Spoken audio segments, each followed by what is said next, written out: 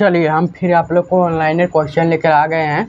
अब चलिए अगला ऑनलाइनर क्वेश्चन में क्या कहता है, वायुमंडल में सबसे अधिक कौन सी गैस पाई जाती है? नाइट्रोजन। वायुमंडल का अस्थित तत्व क्या है? जलवाष्प। पृथ्वी का वायुमंडल किसके द्वारा गर्म होती है? विकिरण द्वारा। वायुमंडल में कौन सी चक्रीय गैस सबसे अधिक होती है? आर्गन। कौन सी गैस ग्रीन हाउस प्रभाव के लिए उत्तरदायी है? Carbon dioxide, CO2। सूर्य की तीव्र किरणों से झुलसने में कौन सी गैस हमारी रक्षा करती है? ओजोन। भूपृष्ठ से परावर्तित अवरक्त विकिरण के अवशेषण द्वारा भू वायुमंडल में तापमान वृद्धि की क्रिया को क्या कहते हैं? ग्रीन हाउस प्रभाव। वायुमंडल में नाइट्रोजन की मात्रा कितने प्रतिशत होती है? 78%। क्षोभ मंडल की धरातल से औसत ऊंचाई कितनी होती है? 14 किलोमीटर। किसी मंडल को संवहन मंडल भी कहा जाता है? क्षोभ मंडल।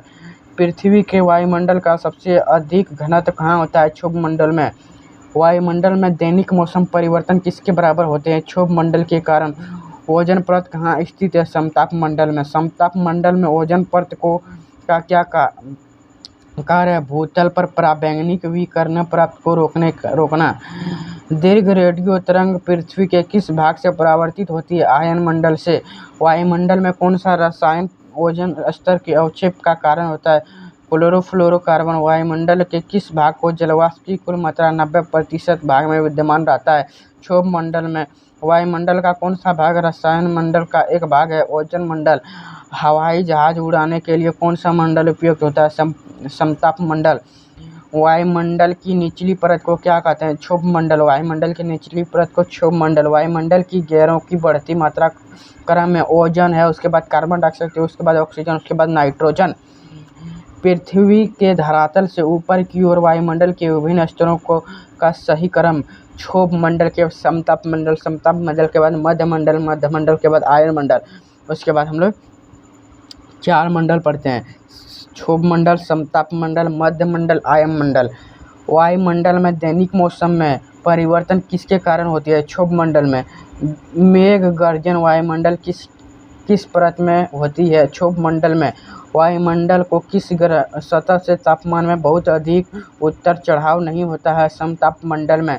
समुद्र तल औसत वायुदाब कितना होता है? 10.13.5 मिलीबार।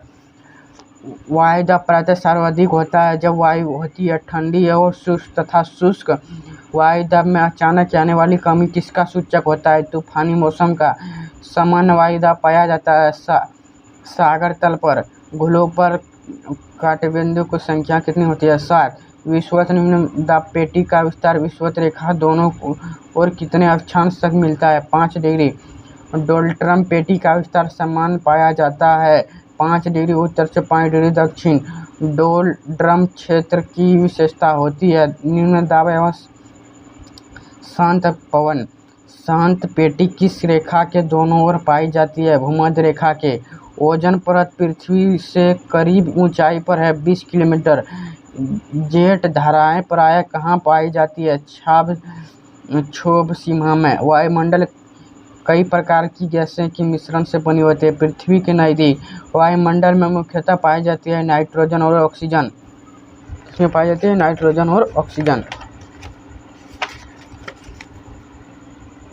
अब चलिए मिलते हैं नेक्स्ट वीडियो में। और काफ़ी ऑनलाइनर करा रहे हैं, ऐसे ही ऑनलाइनर हम कराते जाएंगे। आप मेरा वीडियो देखते जाइए, चैनल को सब्सक्राइब कर लें।